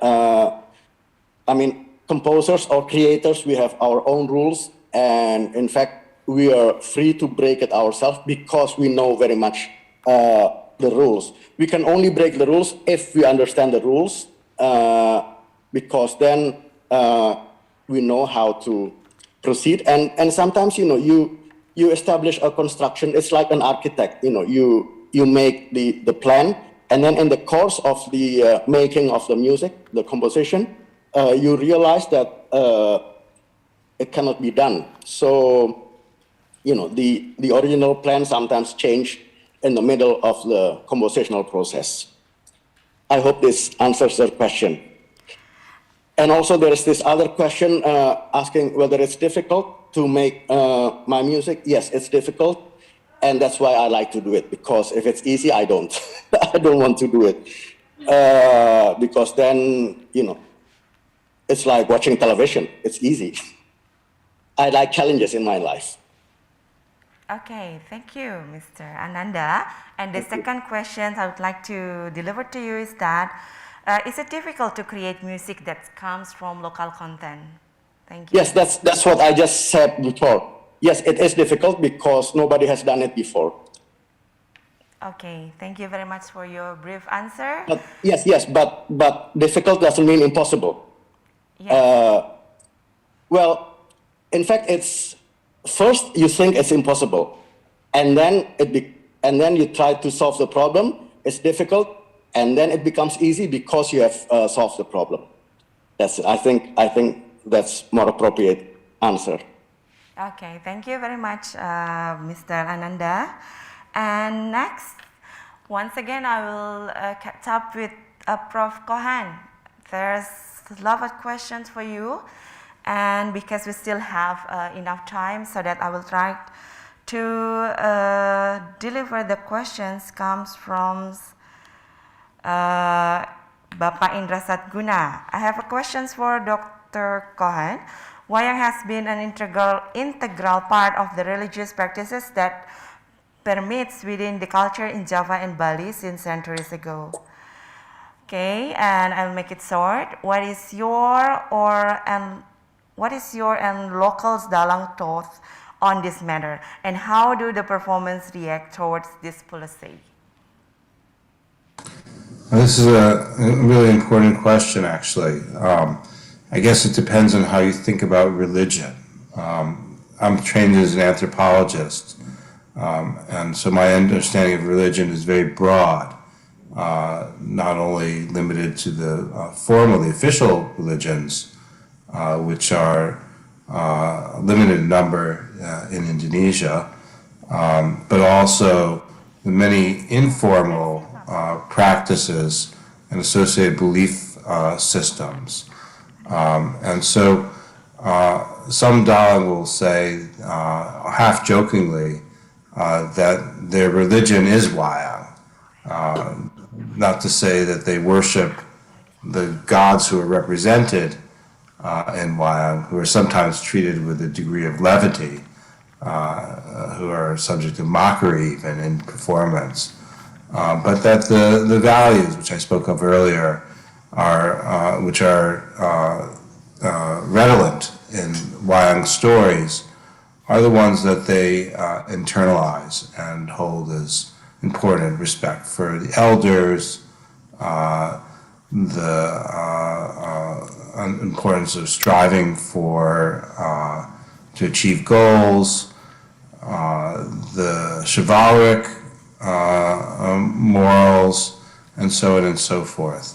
At the same time, Wayang, as I've emphasized in this paper today, is part of a very complex cycle of ritual dramas, which in Java, at least, maybe not in Bali, fall outside of the official category of agama or religion, but are essential for the enduring health of communities as well as individuals.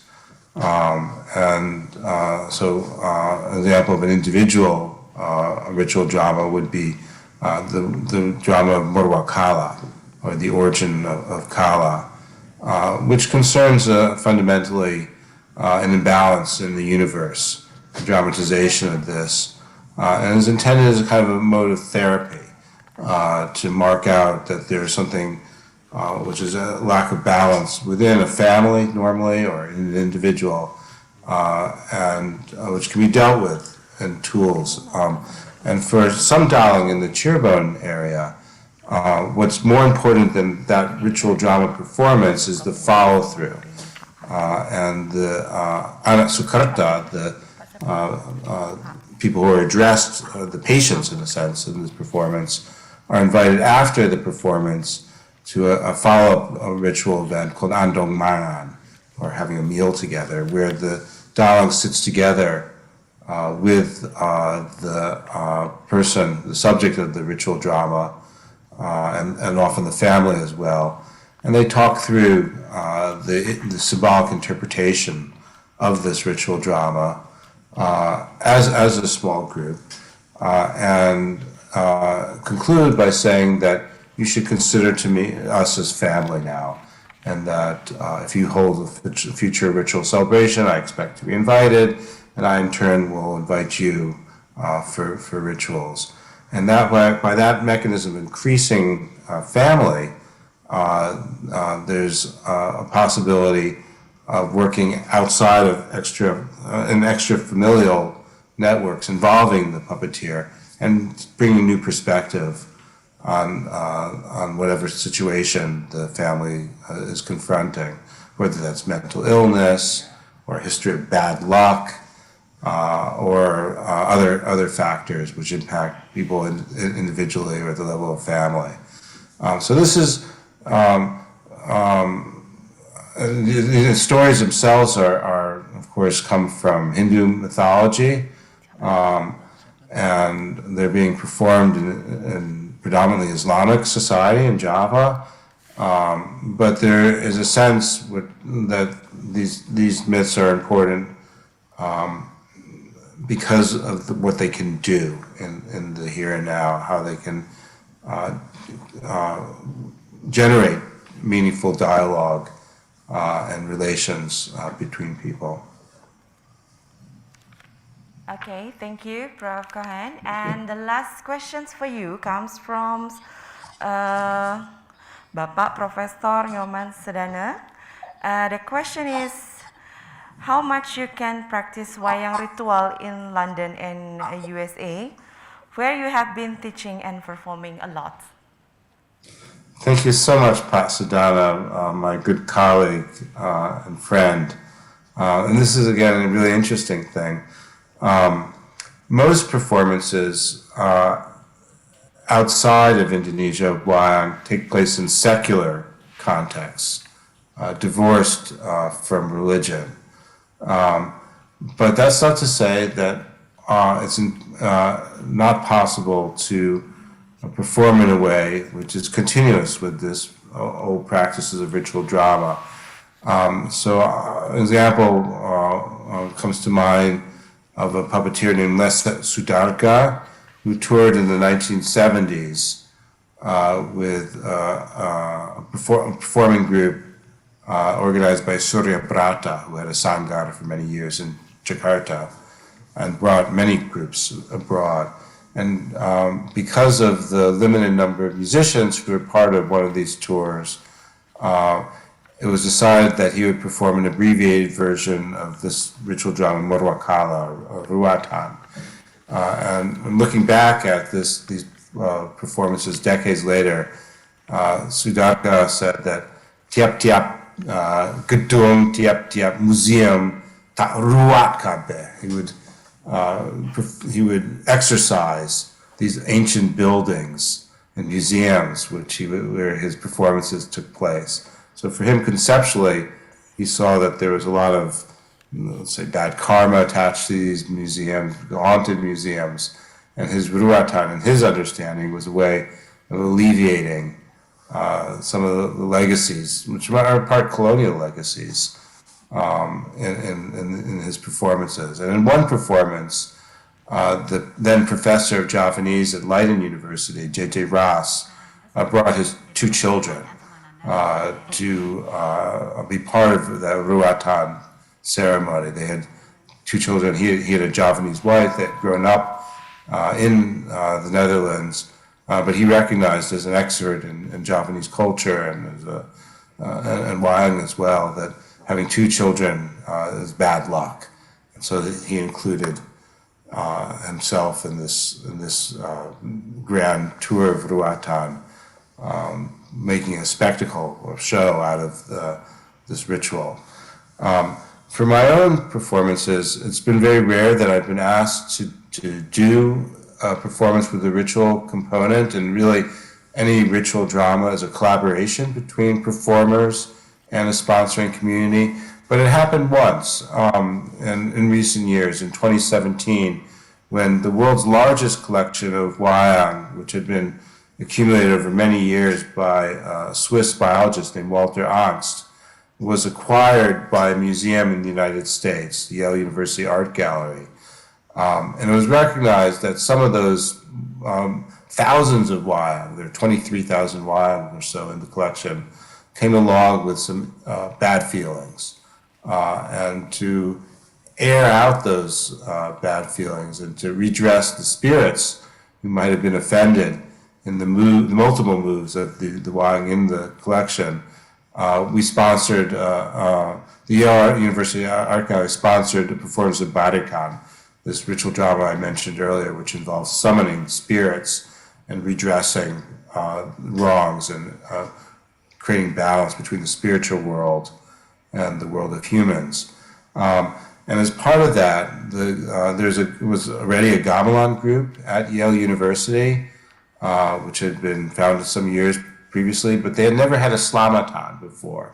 They had never had a ritual meal in which community members prepared rice cones and various kinds of lauk pauk to eat together. And so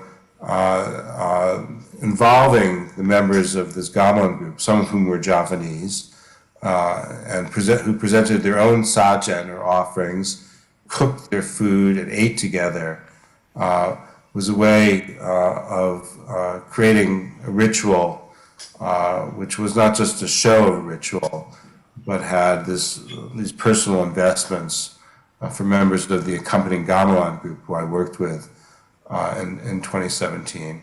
And as chance had it, this performance coincided with a very critical American election. And people who attended the performance felt that the performance influenced the election in a positive way as well. So they were injecting their own kind of magical ritual sense into the performance, and inhabiting, the spectators were inhabiting it in their own way. So there was importance for the group, the gamelan group, for the institution, Yale University Art Gallery, in the negotiation of these kind of bad feelings which went along with the collection, and then with the spectators who brought their own meanings. So that was a very resonant event for me, but it's hard to repeat those kinds of events. I hope I'll have the opportunity of doing more ritual performances like that in the years to come. Okay, thank you once again for Prof. Cohen for your briefly explanations, and thank you very much for sharing other point of view, and we can learn from you that we can survive when we have to deal with the situations of pandemic-19 to develop the wayang drama in our art developments. Thank you once again. And next, I would like to continue with the questions that addressed to Bapak Dr. Muka. And the first question is comes from Wahyu Antara. The question is, what is actually the impacts of pada stone in Sukawati? Thank you.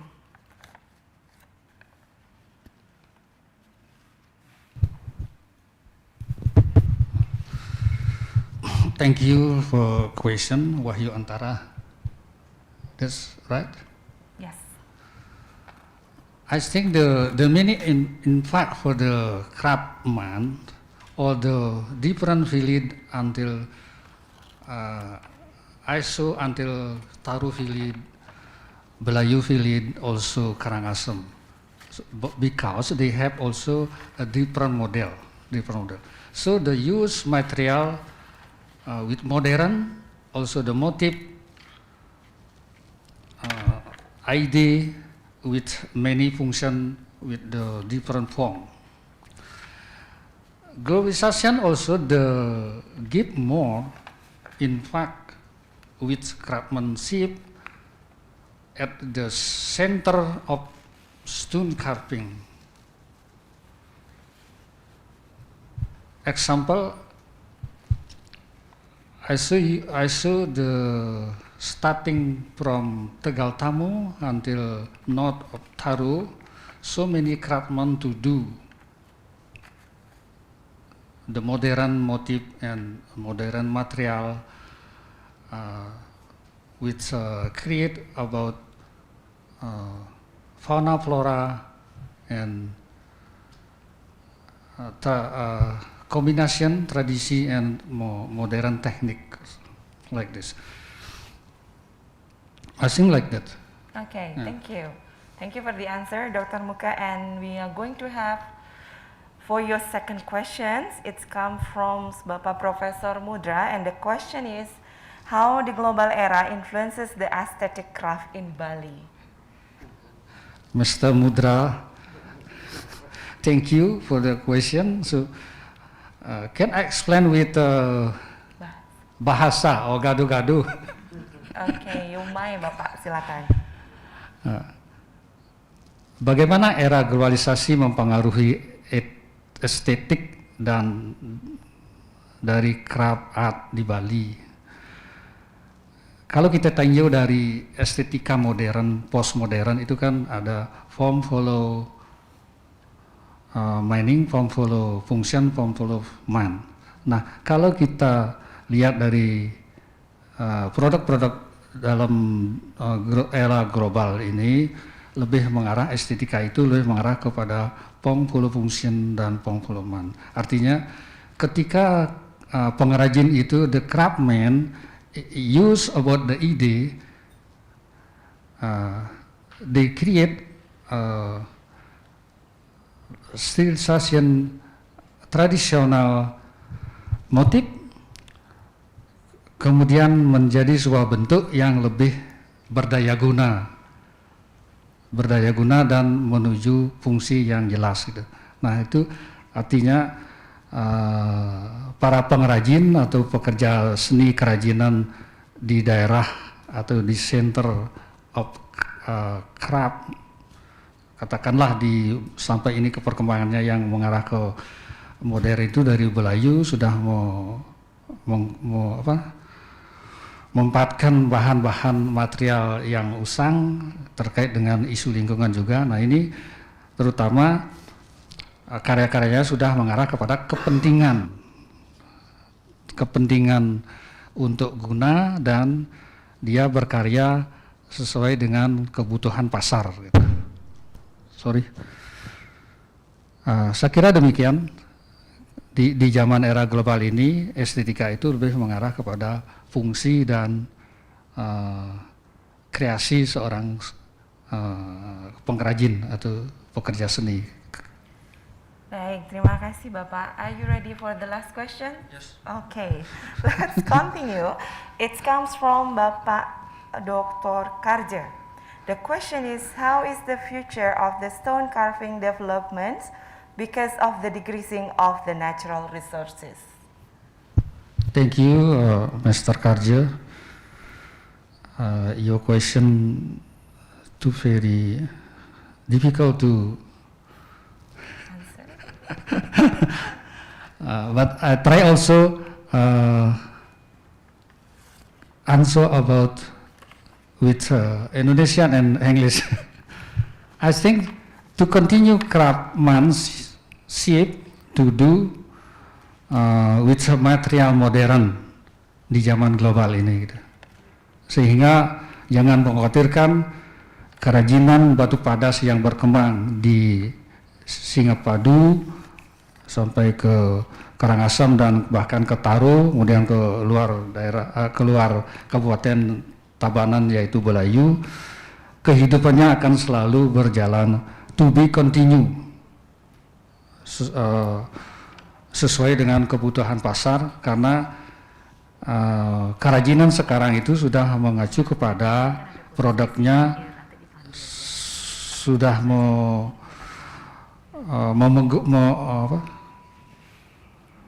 menggunakan teknik semi modern, bahkan ada yang sudah dicetak atau di casting.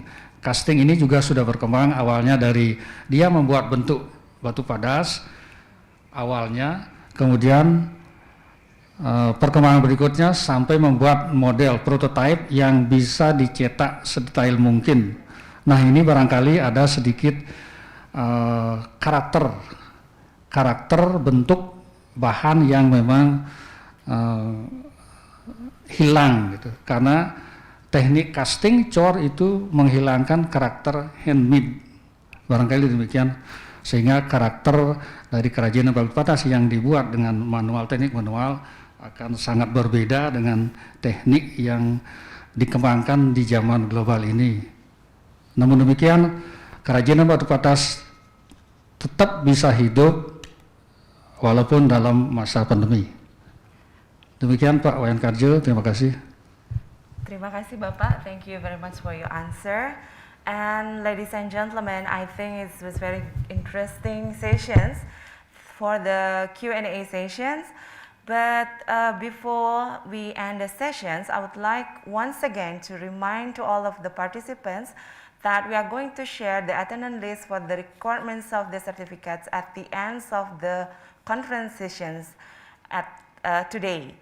And then I will like to share our highly appreciations to all of the invited speakers for your valuable insight and also knowledge sharing to us for all of the participants of Bali-Bhuwana Waskita conference today.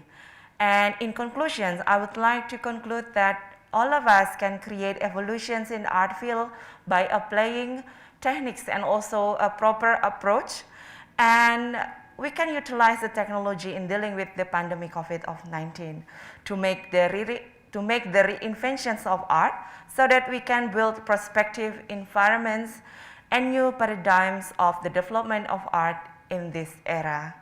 So For the last sessions, as requested by our beautiful MC, I'm going to guide you for the photo session, and please to all of you to activate your camera and give us your very best smile for our photo session today. May we start?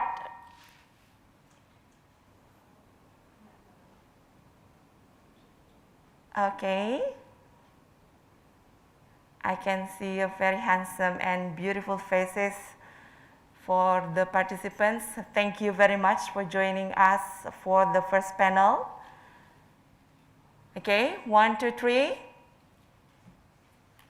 Smiles. Okay, thank you very much, and please give applause to all of the invited speakers and also for the participants. And now for the next agenda, I will pass the time to Dewi Cempaka. Thank you, Dewi.